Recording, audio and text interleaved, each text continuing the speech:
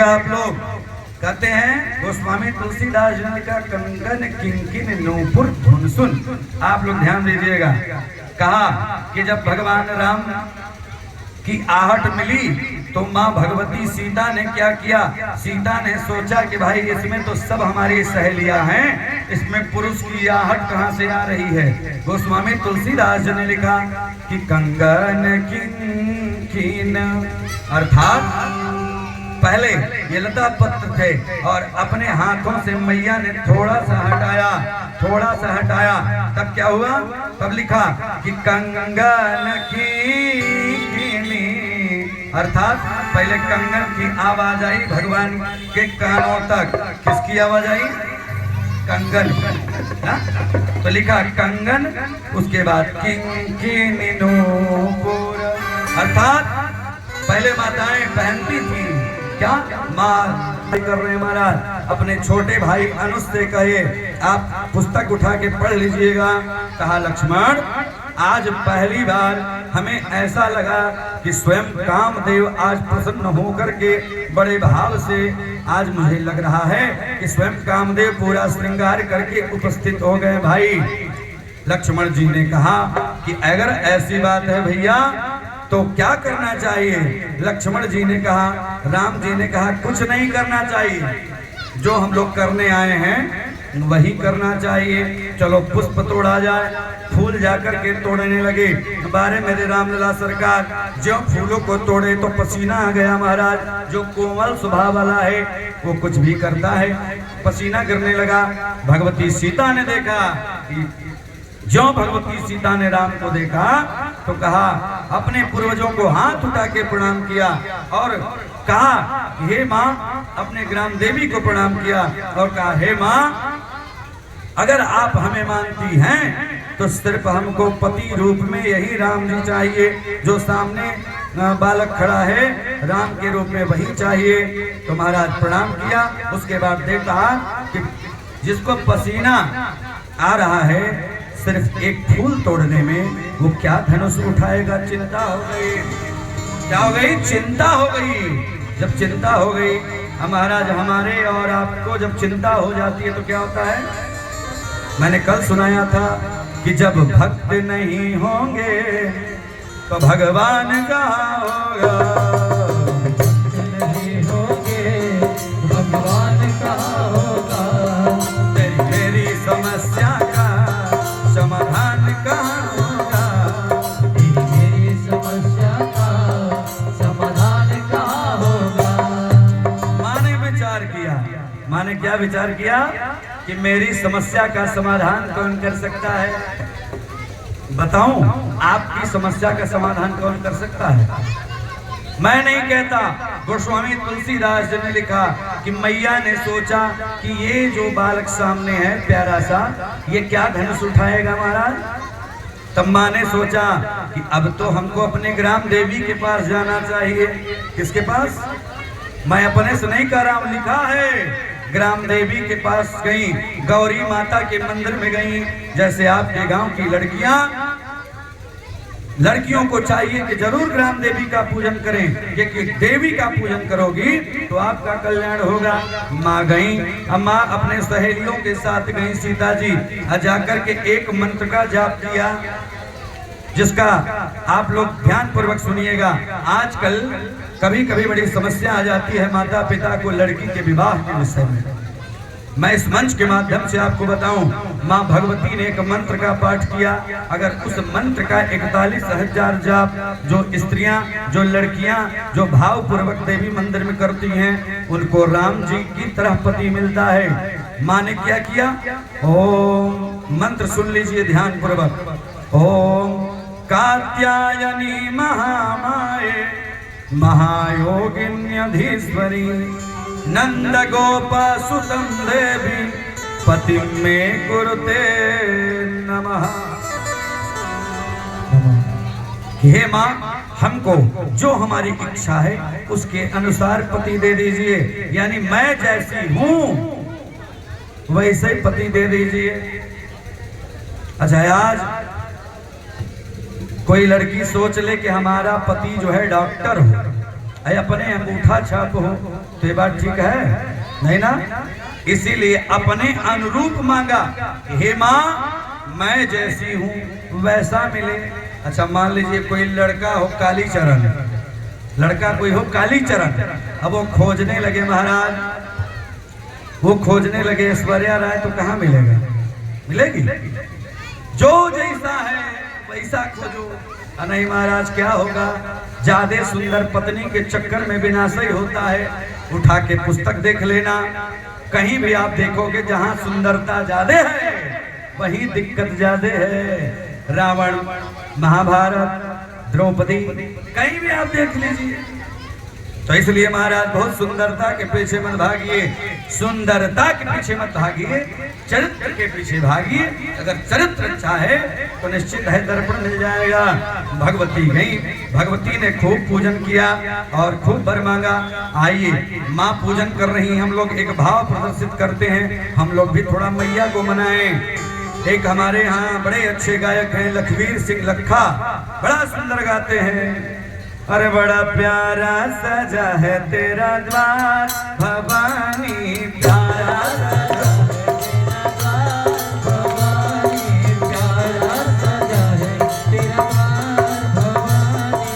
भक्तों की तेरे भक्तों की लगी है कतार भवानी, भक्तों की लगी है कतार भवानी। बड़ा प्यारा सजा है तेरा द्वार भवानी, प्यारा सजा है तेरा द्वार भवानी। अच्छा जब आप ताली बजा के गाओगे तो भाई आनंद आएगा, हाँ? अरे प्यारा सजा है तेरा द्वार भवानी, प्यारा सजा है तेरा द्वार भवानी, प्यारा सजा है तेरा द्वार भवानी। भक्तों की लगी है कतार भवानी, भक्तों की लगी है कतार भवानी।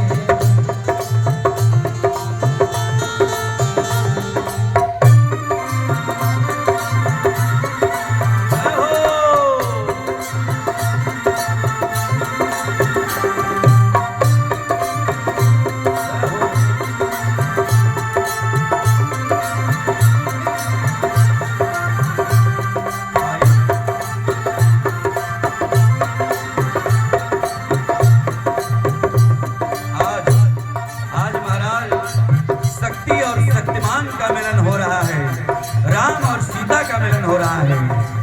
राम सीता के बिना बेकार, सीता राम के बिना बेकार। इसलिए सबकी जोड़ी राम सीता की तरह बन जाए। इसलिए प्यारा सजा है तेरा द्वार भवानी, बड़ा प्यारा सजा है तेरा द्वार भवानी, प्यारा सजा है तेरा द्वार भवानी। ऊंचे पर्वत भवन निराला, ऊंचे पर्वत भवन निराला, ऊंचे पर्वत भवन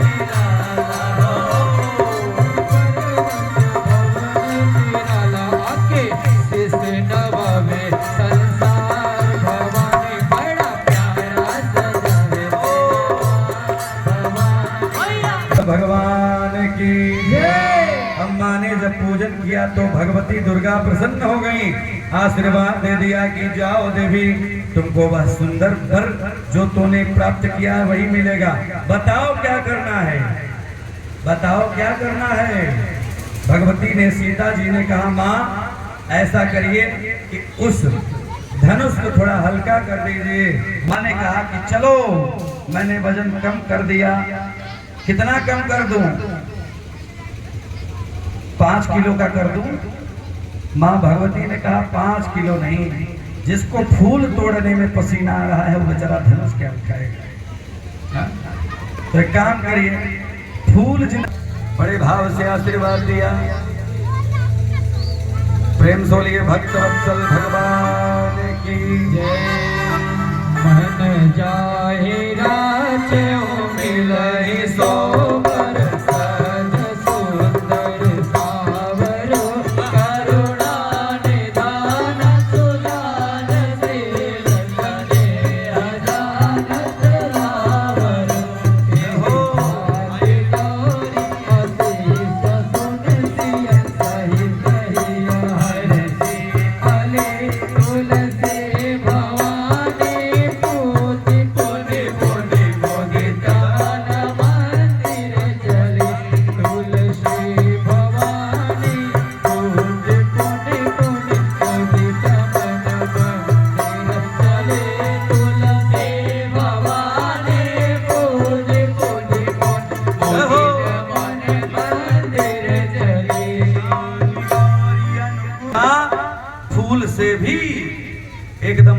कम हो जाएगा। बोले भक्त वत्सल भगवान की। अब माँ भगवती सीता मैया को प्रणाम की। प्रणाम करने के बाद महल की तरफ चल दी, अपने राजा जनक के घर, अपने पिता के घर चल दी महाराज। और यहाँ पर धनुष यज्ञ के लिए पूरे राजाओं को बुलाया गया। और देखिए, जब विवाह होना होता है ना मैया बहने बेटियां भाइयों, तो पंडित जी लोग का भी काम लगता है कि नहीं? हाँ, जन्म से मरण तक पंडित जी लोग साथ रहते हैं महाराज। तो देखिए, विवाह में हमारे घराती और बाराती पक्ष के दोनों पंडित जी लोग आ गए ना। हम लोग तो भाई अब यहीं पर कई दिन से हैं, इसलिए घराती में हो गए हम, घराती वाले पंडित जी लोग। और बाराती पंडित जी हरिहरपुर में आप लोग इस समय आचार्य पद का निर्वहन करने वाले हमारे प्रिय धीरज शुक्ला जी और श्री रिंकू शुक्ला जी का उपस्थिति हुआ है। जोरदार ताली बजाकर अभिनंदन। भैया पंकज जी का बहुत बहुत धन्यवाद है। वरिष्ठतम समाज सेवी भगवान आपको आगे बढ़ाएं, मेरा आशीर्वाद आपके साथ है। जोरदार ताली बजाकर पंकज सिंह जी के लिए अभिनंदन। भगवान सदा आपको सुखी और संपन्न रखें। झारखंड धरा पर पहले नंबर पर गुरुमुख आपे को किए थे। अच्छा, भगवान की कृपा है, हर गांव में जो बढ़िया बढ़िया जजमान है पहले ही हमको मिल जाते हैं। बोलिए भक्त वत्सल भगवान की जय। तो हरिहरपुर की धरती में अभी जो दोनों जगह पूजन पाठ चल रहा है, वहां पर हमारे साथ बनारस से आए हुए हमारे पंडित धीरज कुमार शास्त्री जी एवं श्री रिंकू शुक्ला जी का अभिनंदन वंदन है। आइए, माँ भगवती का आशीर्वाद आप सबको मिले। 2 बार प्रभु का नाम हरि भजले, हरि भजले, हरि भजने का मौका।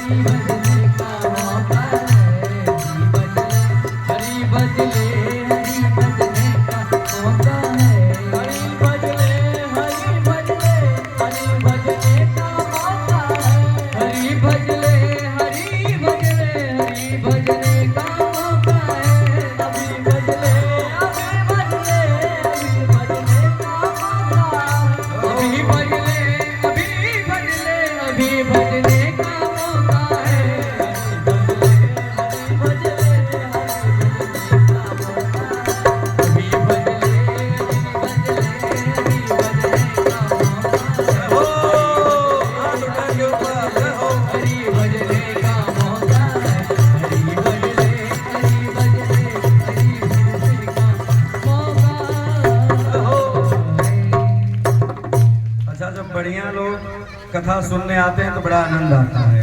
देखिए, आप लोग इतने अच्छे हैं कि मैं जितना शब्दों में कहूँ वो कम है।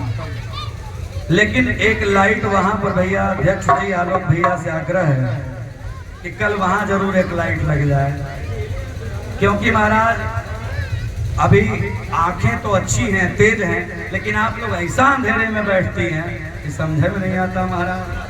कथा और वक्ता आमने सामने होना चाहिए।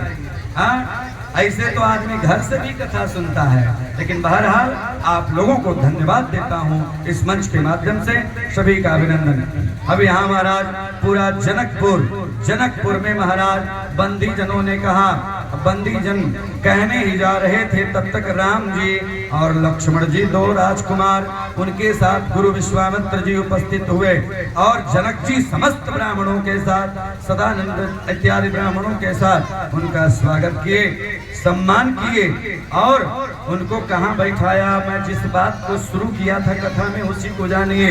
उनको लिखा गया कि सब मंचन ते मंच एक।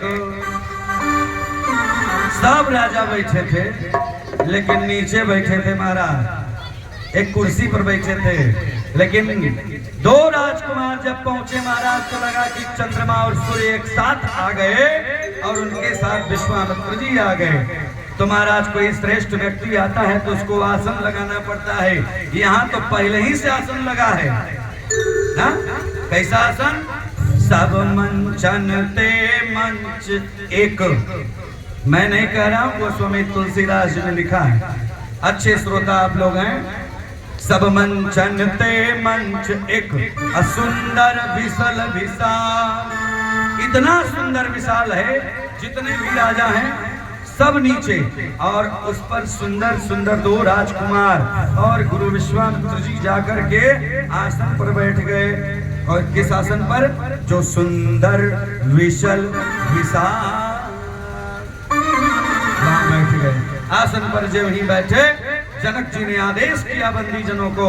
अब बंदी जनों ने कहा कि जो इस पिनाक धनुष को तोड़ेगा वही सुकुमारी राजकुमारी मेरी दुलारी और हमारे जनकपुर की रानी राजकुमारी, उसी को जयमाल पहनाएंगे, उसी से विवाह संपन्न होगा। ये स्वयंवर है। अब यहाँ क्या हुआ है? सारे राजा धीरे धीरे उठे और उठकर जाकर के धनुष उठाने का प्रयास किए, लेकिन धनुष टस से मस नहीं हुआ। और लिखा गया, एक बार, ध्यान से सुनिए, वो तो आता जाता रहेगा महाराज, बस वगैरह तो आती जाती रहेगी। आप लोग का ध्यान वहां जा रहा है। हमने सती जी की कथा में सुनाया था ना कि भगवान शंकर सती को कथा सुना रहे थे, लेकिन ऊपर से हवाई जहाज जाने लगा देवताओं का, और जब हवाई जहाज सती देखने लगी तब भोले बाबा ने कहा, ए सती, तू कथा नहीं सुन रही हो ना? मन ही मन भगवान जान गए कि अब सती का कल्याण होने वाला नहीं है। क्या कहा? आइए गोस्वामी तुलसीदास जी ने लिखा कि भूप सहस 10 एक बार